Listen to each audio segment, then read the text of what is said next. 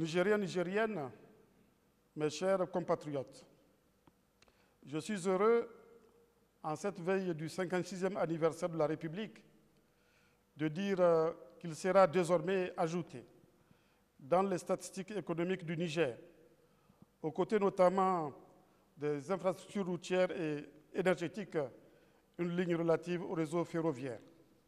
Notre pays est, on s'en souvient, le seul de notre sous-région à n'en avoir pas hérité au moment de son indépendance.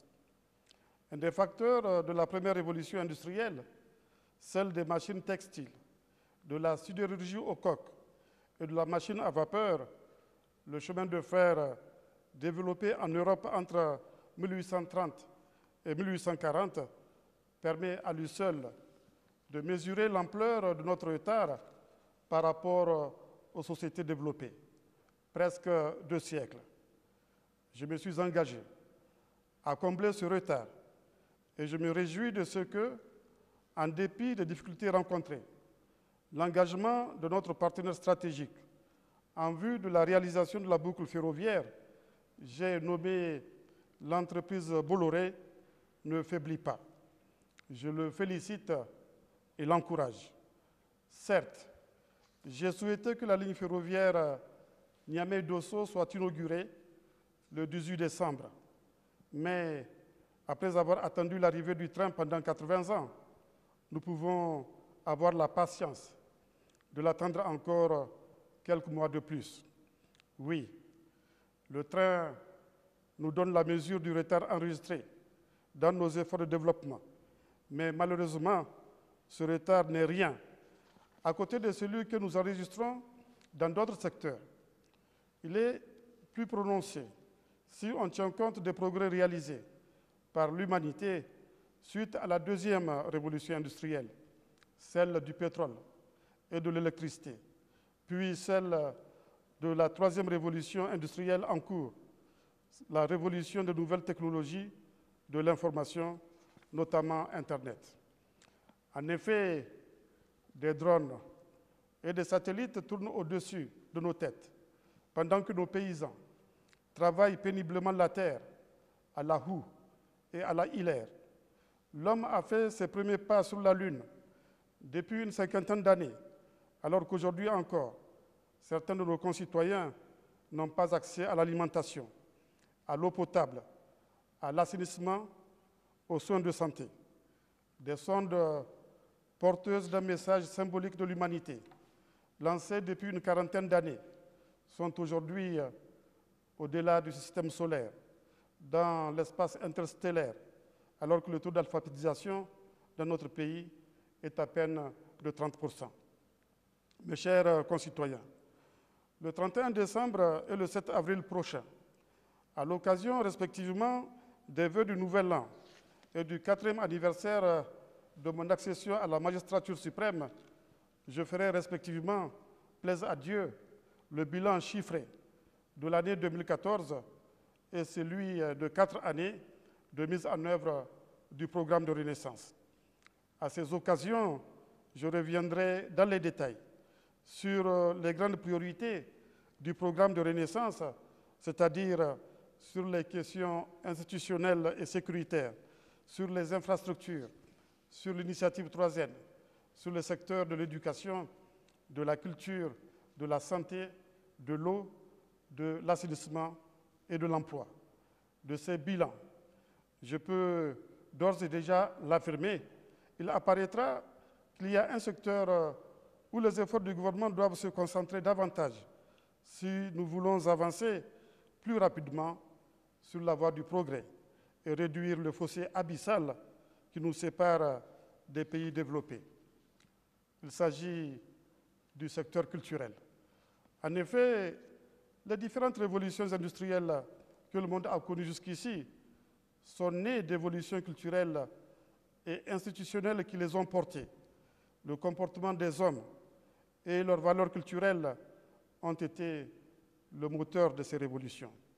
Or, si sur le plan institutionnel des progrès notables ont été enregistrés avec la vitalité démocratique que connaît notre pays, sur le plan culturel, Par contre, celui-ci s'enfonce dans une situation d'arriération prononcée, comme l'illustre le recul de l'éthique du travail, notamment de la fonction publique, le développement d'une mentalité d'assisté, notre rapport avec le temps, notre comportement par rapport au bien public, aux questions démographiques et à l'école, particulièrement s'agissant de la scolarisation des filles. Pour surmonter ces obstacles, il faut sans tarder créer les conditions d'une profonde rupture et d'une renaissance culturelle qui passe par une révision de certaines de nos valeurs sociales. Mes chers concitoyens, la mentalité dominante dans notre pays est celle d'une société d'autoconsommation, d'une société de subsistance. Cette mentalité ne correspond pas au stade de développement auquel nous souhaitons hisser notre pays, celui d'une économie marchande en voie de développement, celui d'un pays à revenus intermédiaires, voire d'une économie émergente.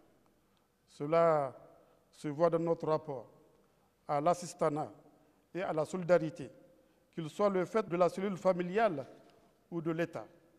Ainsi, alors que dans les économies développées, l'assistanat, notamment la charité, est vécu comme une humiliation par le bénéficiaire, dans notre société, il est considéré comme indu.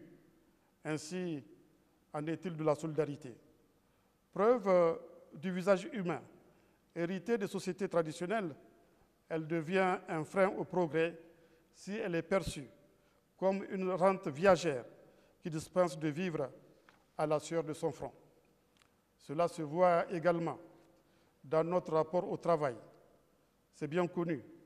Dans les sociétés développées, le travail est perçu comme une des conditions de la liberté. Il y est perçu non seulement comme un droit, mais surtout comme un devoir, comme une voie de salut dans ces sociétés. C'est par le travail que l'homme s'accomplit, s'anoblit, assure sa dignité et devient responsable. C'est pourquoi, quand on a la chance d'y avoir un emploi, on fait tout pour mériter de le conserver, et quand on n'en a pas, on fait tout pour en trouver. Par contre, dans notre société, on constate un comportement inverse. Complaisance dans l'oisiveté, d'un côté. Absentéisme, manque de conscience professionnelle de l'autre. Ainsi, beaucoup de nos compatriotes sans emploi ne se considèrent pas comme des chômeurs et vivent comme si leur situation est normale, car la notion de chômage n'existe pas dans les sociétés de subsistance. Il revient au gouvernement de poursuivre et de renforcer les actions déjà engagées afin de créer les conditions d'une rupture totale d'avec les comportements propres aux sociétés d'autoconsommation. Le gouvernement doit amener nos compatriotes à tourner le dos à l'assistanat, à la charité et au parasitisme. Il doit créer les conditions d'une rupture d'avec la mentalité d'assister sous toutes ses formes. Il doit continuer à insuffler à nos compatriotes une volonté de combattre l'oisiveté. Il doit leur insuffler l'amour du travail bien fait. C'est par le travail que les sociétés occidentales se sont développées. Ce n'est que par le travail que notre pays atteindra les objectifs du programme de renaissance. D'ailleurs, n'est-ce pas au travail que nous invite notre prophète, paix et salut sur lui, quand, après avoir questionné quelqu'un qui lui demandait de l'argent en aumône, il lui ordonna de vendre la couverture et le récipient à boire qu'il possède, de nourrir sa famille avec une partie du produit de la vente et d'acheter une hache avec la partie restante pour couper et vendre du bois afin de disposer d'un revenu régulier, tout en insistant sur le fait que, je cite, « cela est beaucoup mieux que la mendicité qui va être une marque sur ton visage le jour de la résurrection. Fin de citation. Chaque fois qu'un serviteur ouvre une porte de mendicité, Dieu lui ouvre une porte de pauvreté. Parmi les péchés, il en est qui ne peuvent être expiés que par le travail.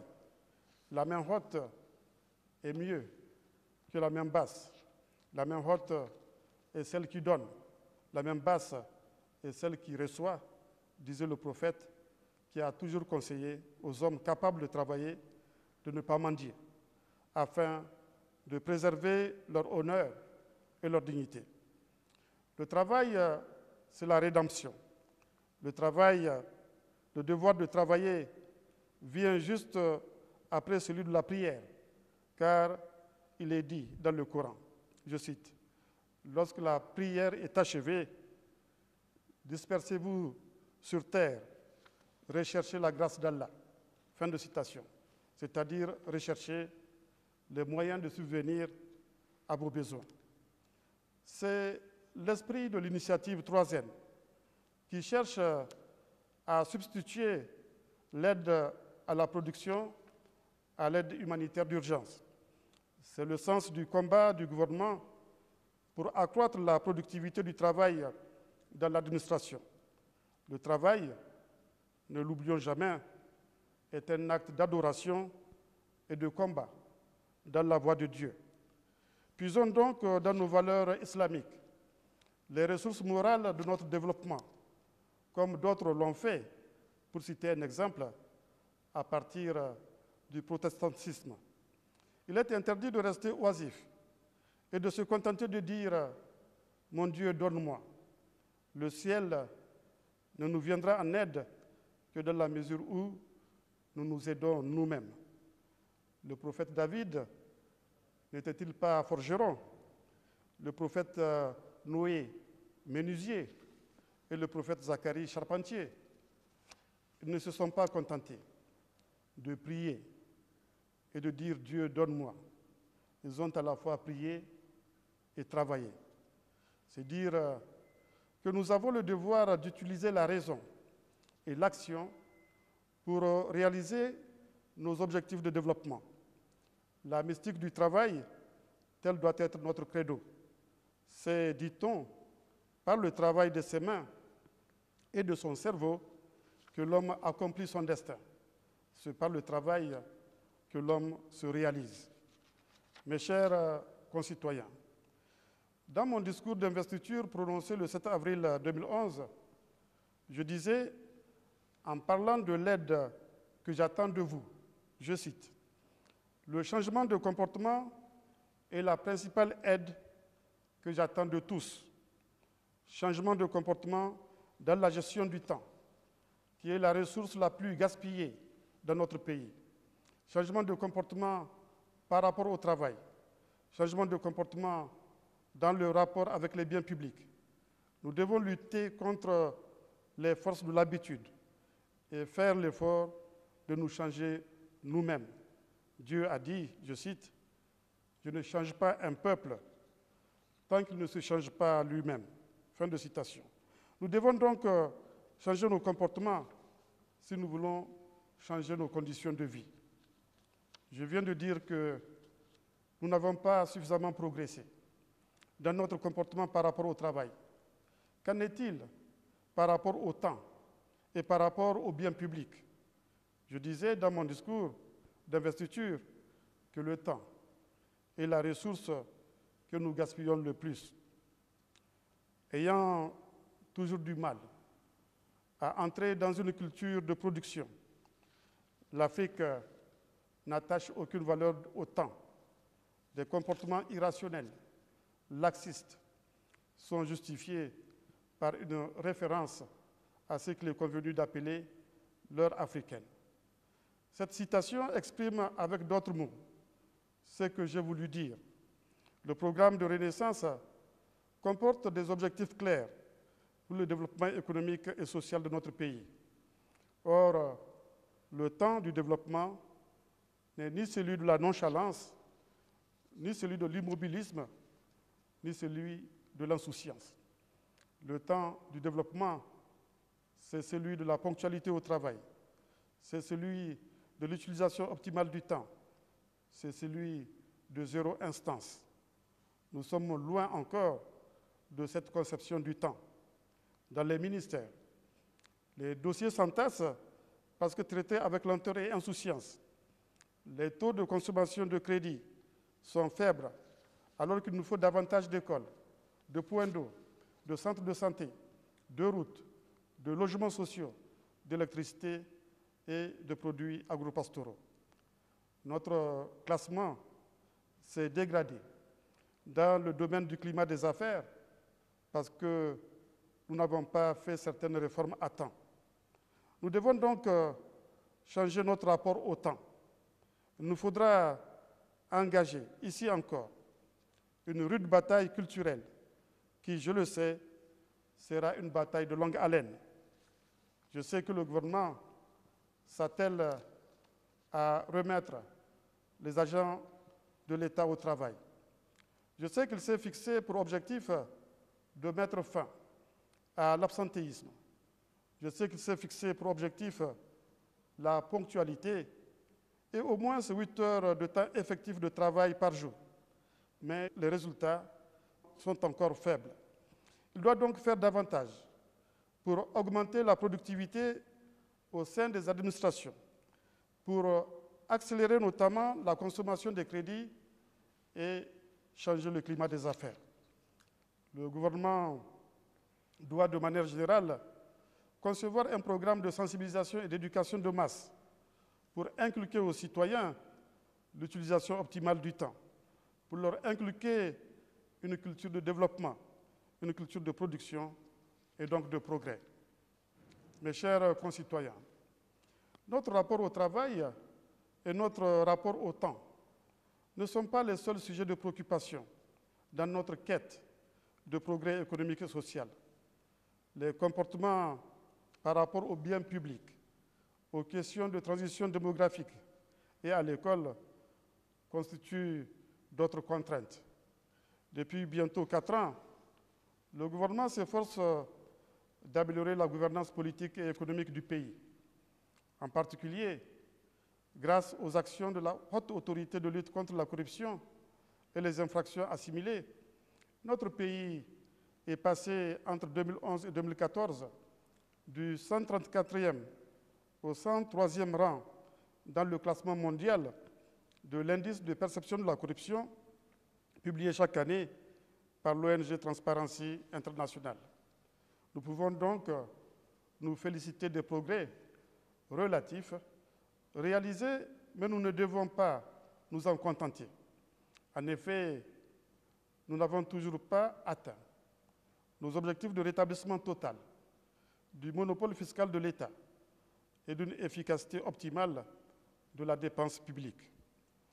Le gouvernement doit redoubler d'efforts et ici encore, l'obstacle majeur, c'est la force de l'habitude, c'est le rapport au bien public. Le gouvernement doit s'attaquer à la conception que notre société a des biens publics, conception selon laquelle ces biens appartenant à tout le monde n'appartiennent à personne. La même conception considère qu'il faut se servir au lieu de servir. De cette conception, il découle de graves conséquences. Absence du respect des biens publics, se traduisant par l'absence de leur entretien, détournement des biens publics,